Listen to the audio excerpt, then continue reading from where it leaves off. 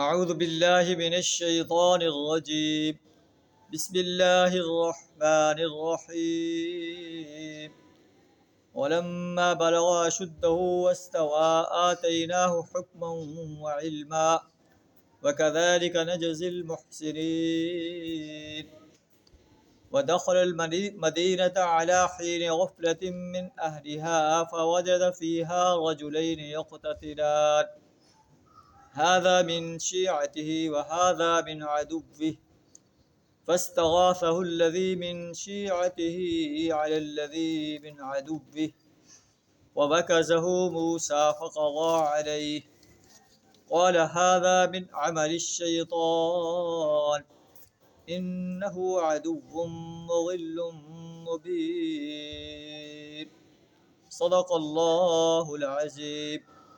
سورہ القصص آیت نمبر 14 تا 15 آپ کے سامنے تلاوت کی۔ ان آیات کے اندر حضرت موسیٰ علیہ السلام کی کہ واقعات بیان فرمائے جا رہے ہیں۔ ترجمہ کچھ اس طرح ہے: وَلَمَّا بَلَغَ أَشُدَّهُ وَاسْتَوَىٰ آتَيْنَاهُ حُكْمًا وَعِلْمًا۔ جب موسیٰ علیہ السلام اپنی پوری جوانی کو پہنچ گیا، اس کا نشو و نما مکمل ہو گیا، ہم نے اسے حکم اور علم عطا کیا، قوت فیصلہ عطا کی۔ علم سے مراد دینی علم بھی ہے، دنیاوی علم بھی ہے، اور نیک لوگوں کو ہم ایسے ہی جزا دیتے۔ موسیٰ علیہ السلام ایک دن شہر میں داخل ہو رہے تھے۔ جب اہل شہر غفلت میں تھے، آپ نے دیکھا کہ دو آدمی لڑ رہے ہیں، ایک ان کی قوم کا ہے، دوسرا آپ کی دشمن قوم کا ہے۔ آپ کی قوم کے آدمی نے آپ سے مدد طلب کی۔ موسیٰ علیہ السلام نے اس کو ایک گھونسا مارا اور وہ مر گیا۔ موسیٰ علیہ السلام نے کہا ھذا من عمل الشیطان، یہ شیطان کی کار فرمائی ہے۔ انہ عدو مضل مبین، شیطان سخت دشمن اور کھلا گمراہ کن ہے۔ اور پھر اللہ سے دعا کی، رب انی ظلمت نفسی، اے اللہ میں نے اپنی جان پر ظلم کیا ہے، فاغفر لی، اے اللہ مجھے بخش دے۔ فغفر لہ، اللہ نے آپ کو بخش دیا۔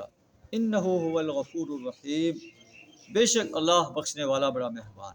معلوم ہے کہ جب انسان سے کوئی گناہ سرزد ہو جائے، فوراً اللہ سے معافی طلب کرے، اللہ معاف کرنے والا ہے، بڑا رحم کرنے والا ہے۔ آپ نے عرض کیا رب بما انعمت علی، اے میرے رب جس طرح تو نے مجھ پر انعام کیا ہے، مجھے پر احسان کیا ہے، مجھے معاف کر دیا ہے۔ فلن اکون ظہیرا للمجرمین، اس کے بعد میں کبھی مجرموں کا مددگار نہیں بنوں۔ یہ موسیٰ علیہ السلام کا اللہ سے عہد ہے کہ میں مجرم انسانوں کا کبھی مددگار نہیں بنوں گا۔ یا اللہ تیرا انعام مجھ پر بہت بڑا انعام ہے۔ تو اس سے ہمیں یہ رہنمائی ملتی ہے کہ کبھی انسان مجرم انسانوں کا، ظالم انسانوں کا دست و بازو نہ بنے۔